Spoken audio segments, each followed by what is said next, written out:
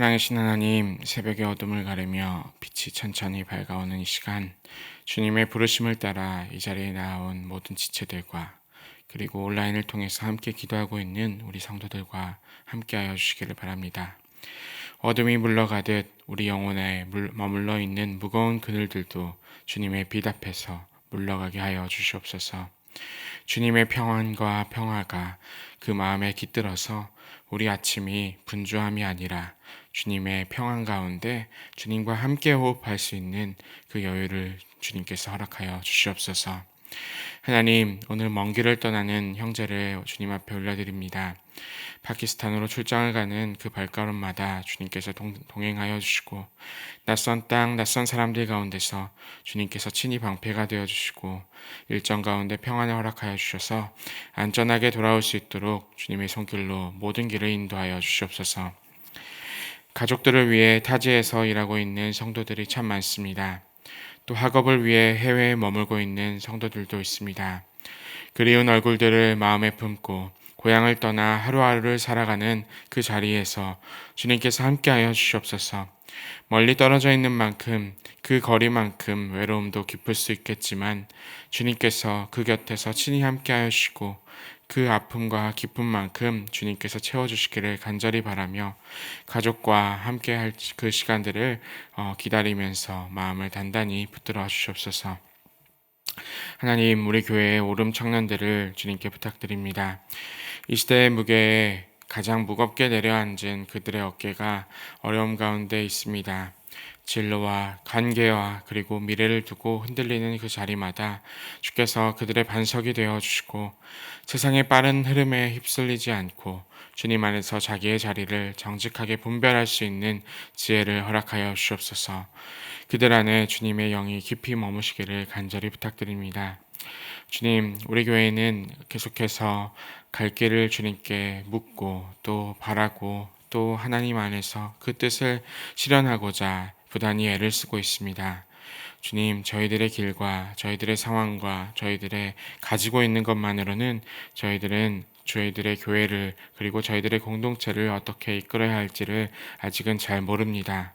주님께서 함께하여 주셔서 저희들의 모든 발걸음과 그리고 우리의 공동체의 모임이 주 안에서 하나가 되고 주님의 뜻을 따를 수 있는 그 높은 뜻을 이룰 수 있는 교회로 계속해서 세워질 수 있도록 주님 저희들과 함께하여 주옵소서. 이와 관계된 당회와 그리고 준비위원회와 그리고 모든 교역자들과 그리고 모든 성도들과 함께하여 주셔서 이 모든 걸음이 주님과 함께하는 동행의 걸음 되게 하여 주옵소서.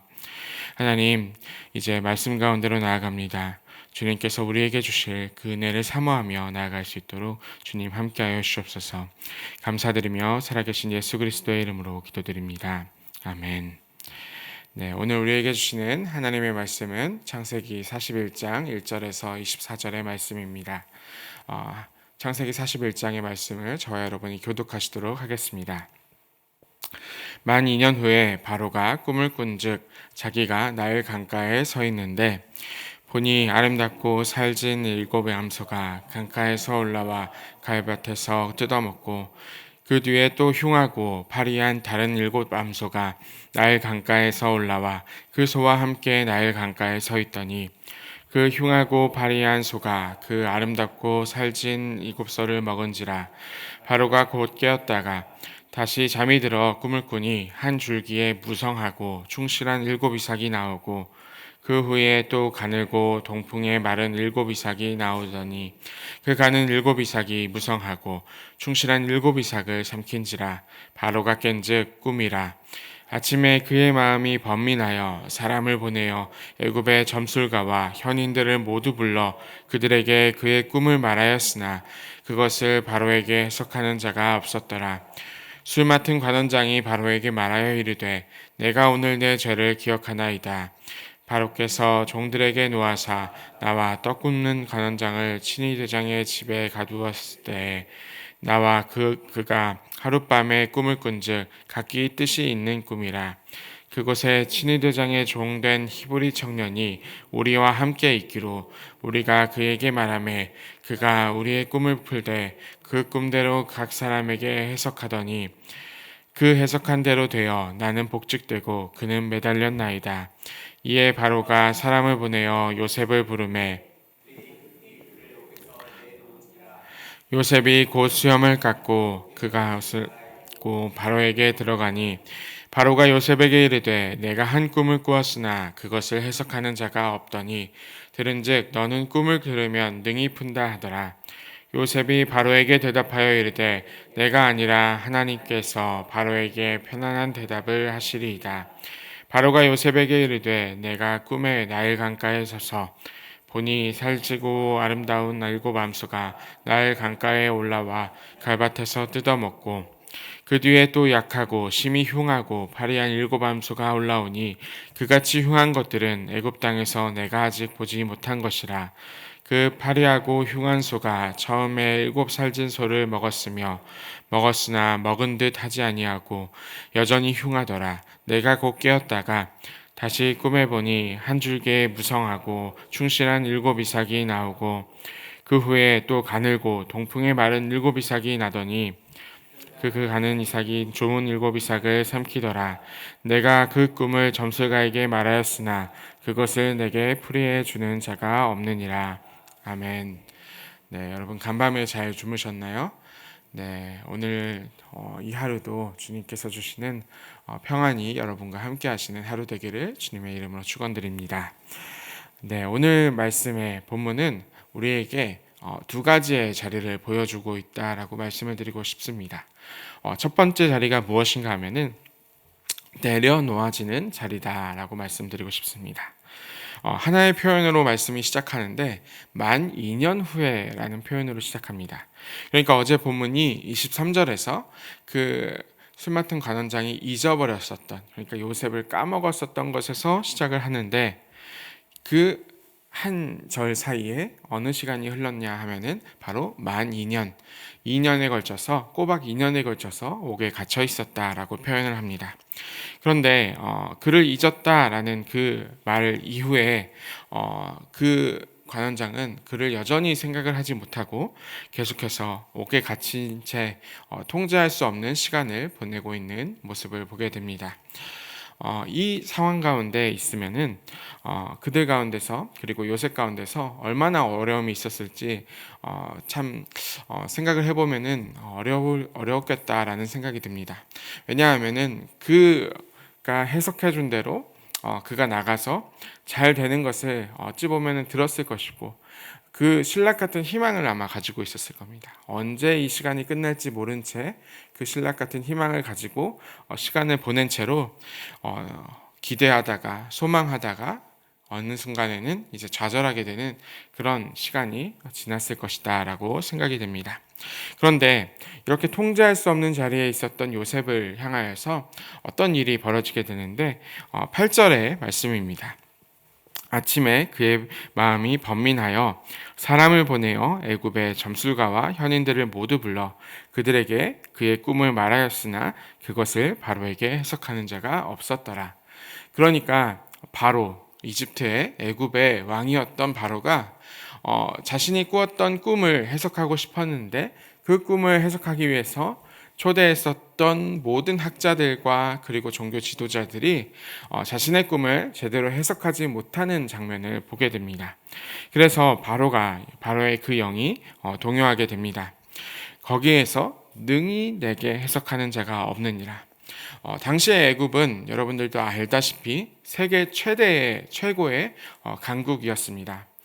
최근에 이제 이집트에서 그 이집트 국영박물관이 생긴 것을 여러분들이 소식을 들었을 겁니다. 그 국영박물관에서는 그 이집트의 수천 년 혹은 만 년에 걸친 그 역사를 다 돌아보기 위해서는 1년 내내 봐도 부족하지 않다라고 이야기를 합니다.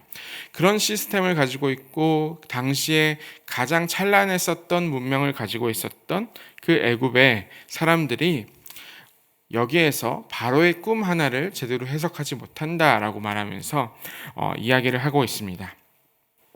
그러면 이 말씀을 오랫동안 여러분들이 많이 접하셨을 텐데 많은 사람들은 이렇게 생각했습니다. 이방의 지혜는 쓸모가 없다. 혹은 사람들이 가지고 있는 지혜는 쓸모가 없다라고 이야기를 하고 있습니다. 그런데 이 말씀은 단순히 이방의 지혜와 그 시스템이 실패했다라는 진술이 아닙니다. 본문을 더 자세하게, 그러니까 말씀의 뉘앙스를 정말 따라가다 보면은 어떤 게 느껴지냐 하면은 여기에서는 인간의 한계에 부딪히는 장면을 보게 됩니다. 그러니까 아무리 파라오라고 하더라도, 바로라고 하더라도, 그리고 학자들과 찬란했었던 그 피라미드를 만들 수 있었던 그 엄청난 과학기술을 가지고 있었던 그들이라 할지라도, 그리고 하늘의 점성술로 통해서 하늘이 어떻게 움직이는지 알면서 찬란한 농업의 그 수확물을 거뒀었던 애굽이라고 할지라도, 이 영적인 문제 앞에서는, 그리고 하나님의 말씀이 필요한 자리에서는 인간은 반드시 한계에 달할 수밖에 없다라는 것을 이 말씀을 통해서 여러분들이 보시면 좋겠습니다. 그러면 우리가 이제 말씀을 보면서 마치 이제 그 이방과 이집트의 지혜가 아무것도 쓸모가 없는 것처럼 비웃게 되는데, 그 비웃음의 자리가 아니라 지금 우리는 오늘날의 시대에 돌아보면 좋을 것 같은데, 우리가 사는 시대도 다르지가 않습니다. 우리에게 술사들도 있고 우리에게 박사들도 있는데, 요즘에는 각자 이제 박사와 술사를 가지고 다니는 시대가 됐습니다. 어떤 시대가 됐냐 하면은 AI들이 이제 우리에게 많이 다가왔다라는 것을 생각이 됩니다. 그래서 최근에는 이제 병원에 가기 전에 어떤 그렇게 마음 막 아프거나 아니면 우리 애가 다치거나 했을 때 항상 이제 켭니다. 그러면 그 사진을 찍어서 올려주고 진단을 이렇게 내려달라라고 하면은 AI가 내려주는 진단에 따라서 예방 조치를 하고 그 다음에 뭐 병원을 가거나 하는 일들을 하게 됩니다. 아니면 뭐가 고장 났거나 새로운 것을 해야 하거나 할 때마다 AI의 도움을 많이 받게 됩니다. 그래서 많은 일반인들도 예전 사람들이 거둘 수 없었던 정말 상식 밖에 우리의 상식을 넘어서서 전문적인 그러한 정보들이 많이 우리에게 친숙하게 다가오는 세상이 되었다라고 말씀을 드릴 수가 있습니다. 심지어는 AI에게 설교를 이렇게 써달라라고 맡기게 되면은 날이 갈수록 정말 잘 쓰는 모습들을 보게 됩니다. 정말 마음을 잘 만져주고, 그리고 정말 해석도 올바르게 해주는 그런 장면들도 보게 됩니다. 그러면 이렇게 생각이 될 수 있습니다. 저 같은 목사는 이제 몇 년이 지나면은 AI로 이제 대체될 수 있을까라는 생각이 됩니다.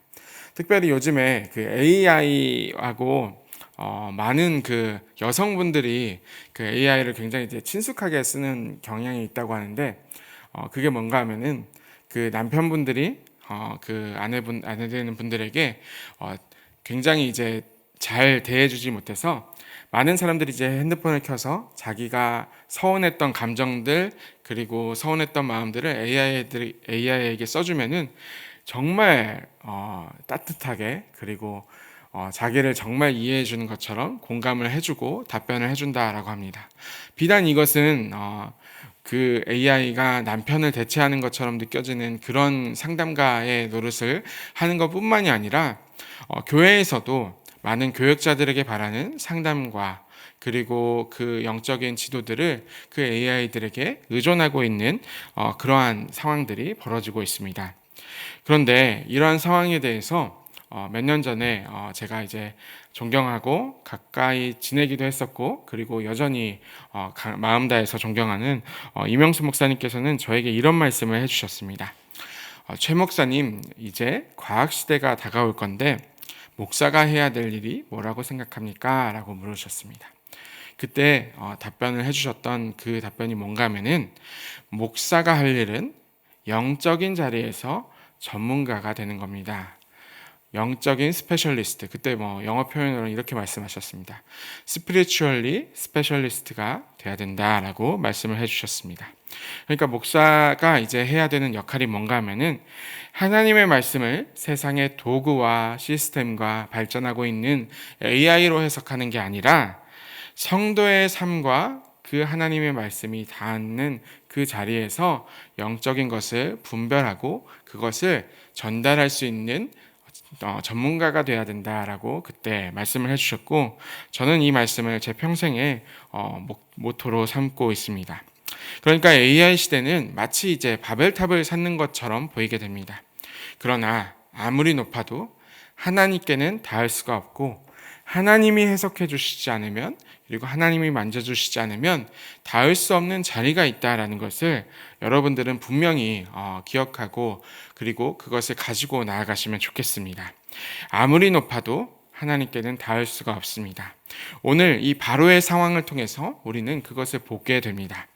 그렇기 때문에 말씀 앞에서 우리가 한계에 부닥칠 때마다 우리에게는 내려놓아지는 자리들이 발생을 하게 됩니다. 우리가 의지해왔던, 그리고 우리가 항상 가지고 있었던 그 시스템과 그 도구들을 내려놓을 수밖에 없는 자리가 있다라는 사실을 언제나 여러분들이 가지고 살아가면 좋겠습니다. 이것이 바로 첫 번째 자리이고, 두 번째 자리가 있습니다. 두 번째 자리가 뭔가 하면은 비슷한 말처럼 느껴지겠지만 내려놓는 자리가 있습니다. 그러니까 내려놓아지는 자리는 우리의 한계에 부닥쳤을 때 어쩔 수 없이 내려놓아지는 거고, 이 두 번째 자리가 뭔가 하면은 내려놓는 자리입니다. 시스템이 한계에 왔을 때 한 사람이 회상을 하게 되는데 9절의 말씀입니다. 술 맡은 관원장이 바로에게 말하여 이르되 내가 오늘 내 죄를 기억하나이다. 술 맡은 관원장이 이제 기억을 하는 겁니다. 내가 내 죄를 기억하는데 나를 이렇게 꺼낼 수 있게 해줬던 한 사람이 있는데 바로 꿈을 해석했었던 요셉이 있었다라고 이야기합니다. 그리고 그 응답이 있는데 요셉이 이렇게 나와서 바로 앞에서 이렇게 이야기를 합니다. 16절의 말씀입니다. 요셉이 바로에게 대답하여 이르되 내가 아니라 하나님께서 바로에게 편안한 대답을 하시리이다 라고 말합니다. 여기서 한글 성경은 내가 아니라 라고 표현을 하고 있는데, 우리는 보통 이것이 그냥 신앙의 겸손적인 사양, 그렇게 내려놓는 표현이다라고 생각을 하고 있습니다. 그런데 분명하게 여러분들과 나누고 싶은 것은 무엇인가 하면은 원어를 보면은 빌 아다이라고 표현을 하고 있습니다. 이게 뭔가 하면은 이 단어는 그저 겸손의 표현, 제가 안 했습니다.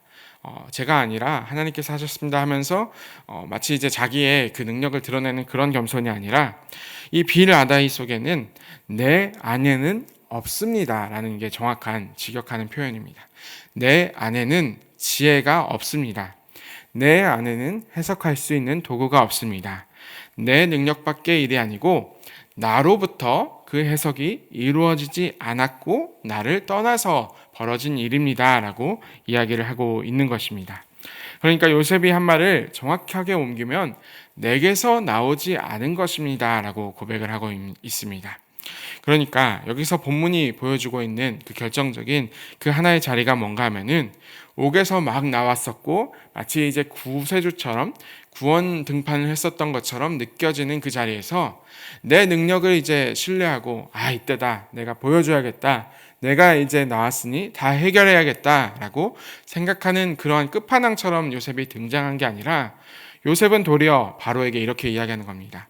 이 모든 것들과 내 안에 있는 것들은 아무것도 없는데 나를 비웠더니, 나를 내려놓고 내가 없음을 인정했더니 하나님께서 해석해 주셨습니다 라고 이 바로에게 말씀을 하고 있는 겁니다. 우리는 자기를 내려놓는 자리를 종종 겸손을 표현하는 자리, 그냥 겸손을 표현하면서 그 마음 자세로 그 정도로 축소시켜서 생각을 해왔습니다.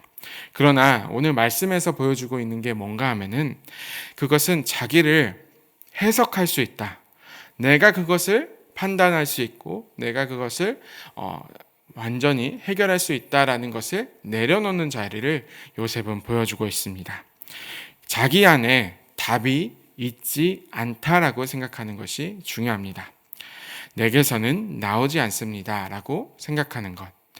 여러분들 많이 이제 경험을 하셨을 텐데, 정말 많은 사람들이 있고 정말 대단한 사람들이 있는데, 특별히 그 많은 사람들 중에 능력이 참 많은 사람들이 있지만 교회 안에서 어려움들을 겪게 되는 많은 일들이 벌어지다 보면은 그들 가운데서, 이 벌어지는 사건들 가운데서 무슨 상황들이 벌어지냐면 내 안에 답이 있다라고 생각하는 사람들이 참 많습니다. 내 안에 답이 있는데 하나님께서 말씀하셨다라고 이야기하면서 내 안의 답을 주장하고 그것을 계속해서 그것으로 이렇게 목리를 부리는 사람들이 참 많은 교회에서 어려움들을 일으키는 모습들을 보게 됩니다. 그런데 여기서 우리에게 요셉이 가르쳐주는, 그리고 하나님의 말씀이 가르쳐주는 것이 무엇인가 하면은, 하나님의 말씀을 올바르게 드러내기 위해서는 내가 답을 가지고 있지 않다라는 것을 인정해야 된다라고 말씀을 하고 있습니다. 오늘 본문이 말씀을 이렇게 정리를 해보면, 오늘 말씀이 보여주는 것은 두 가지의 자리입니다. 첫 번째는 우리가 의지해왔던 그 시스템과 그 도구들을 내려놓아야 된다. 한계에 부닥치는 그 자리가 있고, 그 자리는 하나님만이 해결해 주실 수 있다라고 하는 그 자리가 있다라는 것을 보여드렸습니다. 그리고 두 번째 자리가 뭔가 하면은 자신을 내려놓고 비워야 하는 자리입니다. 그러니까 자기를 내려놓지 않으면은 이 하나님께서 해결할 수 있는 그 자리를 우리 안에 들여놓지 못하게 된다라고 이야기를 합니다. 이에 대해서 사도 바울은 빌립보 교회에 한 말씀을 남겼었는데, 그 말씀이 무엇인가 하면은 바로 빌립보서 2장 6절에서 7절의 말씀입니다. 그는 근본 하나님의 본체시나 하나님과 동등됨을 취할 것으로 여기지 아니하시고 오히려 자기를 비워 종이의 형체를 가지사 사람들과 같이 되셨고 라고 말씀을 하고 계십니다.